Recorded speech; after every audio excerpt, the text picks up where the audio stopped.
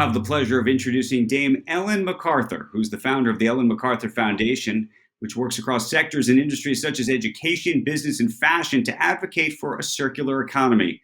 The work of Ellen's foundation extends to policy reform, and she focuses on how to systemically ensure public and private sectors work in concert to achieve the targets of the Paris Agreement. Ellen, I am so thrilled to speak with you today, and I'm looking forward to hearing your insights around business and public bodies such as the new Biden administration, civil society, and how all of that can work together to design sustainability into our communities and economies. Welcome. It's great to see you.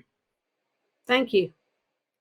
Before we jump into this conversation, one of the things I really wanted to ask you is, your first career was as a solo sailor, and you've sailed now all over the globe, literally. And I wanted to understand what inspired you to change your path and focus on circularity. Well, the first thing to say is I never, ever thought I would leave the sport of solo sailing, which had been the dream for my life from the age of 4 years old. All I wanted to do was sail around the world. So I thought I would be doing that quite literally forever. But when you sail around on a boat, when you sail around the world on a boat, you take with you everything that you need for your survival. That's food, fuel, spares, everything. And when you leave, you manage what you have down to the last drop of diesel and the last packet of food. And what you really gain an understanding of is the definition of the word finite. What you have is all you have. There is no more.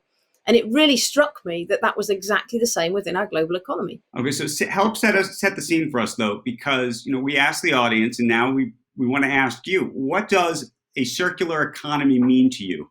And I think I know why you think it's important, but explain.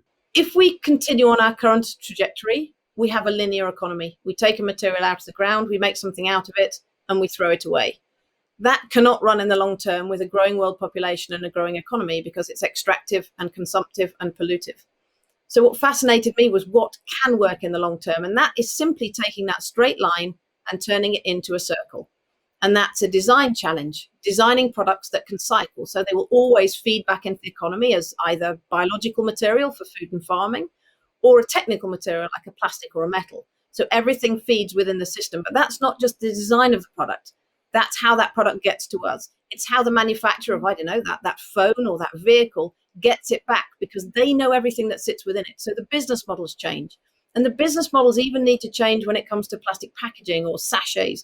At the moment, we have this leaky system with these products that aren't ever designed to cycle in many cases. We need to design everything to fit within a regenerative, restorative economy. It needs to cycle round through business models or collection systems and then be fed back into the economy of the future. And that's worth a huge amount economically because we're not buying materials, selling products to make money as companies and organizations, which are only ever going to be linear. You're building this system. Let me ask you this, though, because one of the great challenges of this, especially trying to do this with some speed and at scale, is trying to do it in a way, frankly, that's inclusive. Because while perhaps the economics of this over time will be quite profitable, in the short term, there's going to be a huge cost.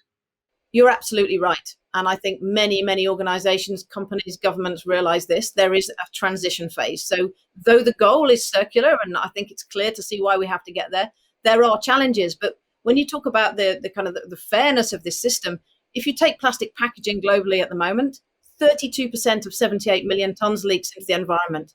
The majority of that is in emerging markets where they don't have the waste systems to deal with it. So it pollutes the rivers and it causes massive externalities, negative externalities. So if you can fix that system, it's not just the value in the system of being circular, but it's everything else that sits around it which begins to stack up so that the whole system starts to work and function right from the design phase right through to how that material feeds back into the system.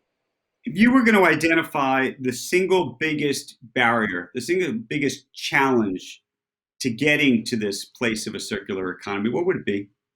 Mindset. Absolutely mindset. We've been educated through a linear education system, which has existed since the Industrial Revolution. We learn hydrocarbon chemistry at school. We learn to take a material, make something, and we can design amazing things. We've proved we can pretty much design anything, but then what? And I think that's the question. When you start out on a journey to be a consumer or a user, as we would say at the foundation, or a designer, What are we designing for? What system are we designing for? And I think there's such a massive opportunity if we can design that regenerative system so that the faster we do it, the better. This is about design, innovation, material science, business models, new financing models, as Gonzalo said. This is about building a system that really can in the long term. And that's an exciting space to be in. Okay, so and you just mentioned the financial system, which plays a huge role in all of this. So when you think about the financial system as it exists today and trying to get increased investment into sustainably designed infrastructure, how do you do that? And again, it's the question that I mentioned to Gonzalo. How do you do it profitably and effectively? Do you need government regulations to effectively make it profitable, if you know what I mean? I think it's two ways. So there's a definite economic pull for many sectors to switch to circularity. We've proved that through reports with McKinsey and other organizations. There's a massive economic value here. But there's also the fact that policy can help to speed things up. So you have the pull, the economic pull. In a way, you have the push from consumers saying, we don't want this anymore. We need a system that works. And then we have that help from policy. So I think it's a real mix. You can't really do it without all three. This is not just a policy pull, but I think what's vital is that we need to identify what we're trying to achieve. And if I said to you, we need to invest in sustainable products, what is one? How do you identify one? And that's what we've tried to drill into with circular economy, to say, this is about design, it's about innovation, it's about business models. Let's just define where we're trying to get to. And then you'll find many, many, many companies who before would never have been invested through an ESG index would now be invested in because they can see that's part of a circular economy. Like a business that takes fluids from a factory, cleans them and sends them back to the factory, rather than the factory just buying fluids and throwing them away. That's a really circular business. But would that sit within an ESG index? That's the question. Where do things sit? How do we measure it? And what does that goal look like? One of the big issues is the measuring of all of this, what these indexes really are. And right now, and I hate to be cynical about it, there's a lot of theater going on in the financial industry around this. How do you get over that? I think it comes back to that mindset and that understanding of what the goal looks like. People are confused and people are trying to work out what solutions look like. And I think recently people have been very scared. We've seen some massive upheaval in the financial sector, yes, with the financial crisis, but also through COVID. But if we can identify what that goal looks like, how we achieve it, what business models are needed, what finance is needed, what infrastructure is needed, and have this common agreement to get there. And in a way, the foundation's been on that journey with the plastic packaging industry. We now have 20% of the global industry, and many countries signed up to get towards a circular economy for plastics. So there's a goal there, a really clear goal. Once you have that goal, then you can measure towards it. And that needs to happen for every sector. So Ellen, when you think about the climate challenge, when you think about 2050 and the targets that we've put forward, where does the circular economy, if you will, fit into that? Well, when we look at the 1.5 degree target, we look at this big achievement that we have to get to reduce climate emissions. And if you look at the amount that sit out there in the global economy, about 55% of those reductions, they come from energy efficiency and the transportation sector. And they're the kind of, they're not easy wins. You can't say anything is easy in this transition, but they're easy to understand wins.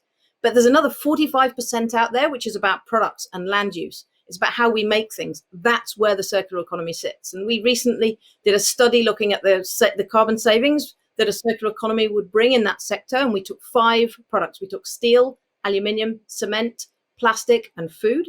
And we switched those 5 sectors to circularity. And we found of that remaining 45% not touched by transportation and energy, half of that could be saved with just those 5 things. So there's a massive opportunity for circular economy. In fact, we won't reach the climate targets that we've set without changing the way that those products are made and used. Obviously, renewables are vital, but there's that 45% left that we can only tackle through changing the way we make products and use products, hence the circular economy.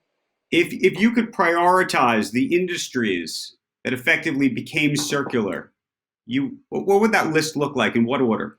I would say those main 5 sectors: steel, cement, the big stuff, the big materials we use. And it's not just how we fit them into products, but it's how those products fit within a system, be it a train, be it a vehicle, be it a phone. We need to build a system that gets those materials out of the economy and back into the economy again. So we don't know what to do with the materials on our phone. I have no idea what's in my phone. I wish I did. I don't. I didn't design it. I didn't make it. So the systems have to exist that can get our phone back into the company that made it, or someone who understands exactly what's in it, to extract those materials and feed them back in.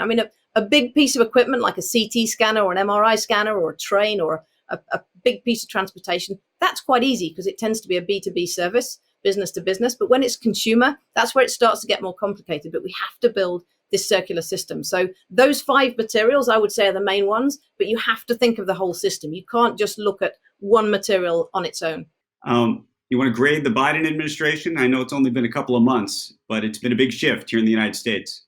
I think all eyes are on the US when it comes to the next moves. The US has a phenomenal history in innovation when it comes to building things, making things. There are some huge, very well-respected companies globally who are based in the US. So I think the US is very much a watch this space. And because it has that industrial heritage, it has the innovation, I think it's a great space to unlock circularity. It has massive, massive potential, both economic, but also from a resilience point of view in the long term, and massive environmental benefits too. Okay, so now this is the news you can use selfish question. What can we do individually on our own? What do you tell people who ask you that question? That's a really interesting one.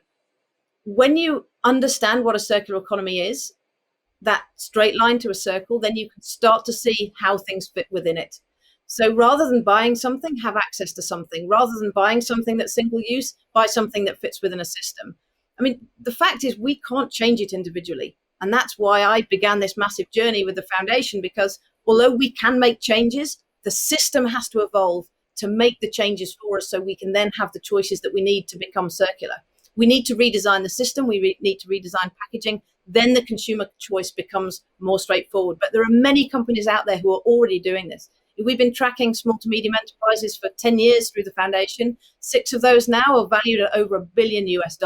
And that's within a decade, some within 5 years. The real buying secondhand high quality clothing, $2 billion US valuation. These are companies out there really making circular activity happen within the economy and making a lot of money out of it, showing that there's a real demand for it. Ellen, I want to thank you for this conversation and for helping us try to understand all of this just a little bit better. We are very grateful for it and for your thought-provoking answers. Thank you. Thank you very much.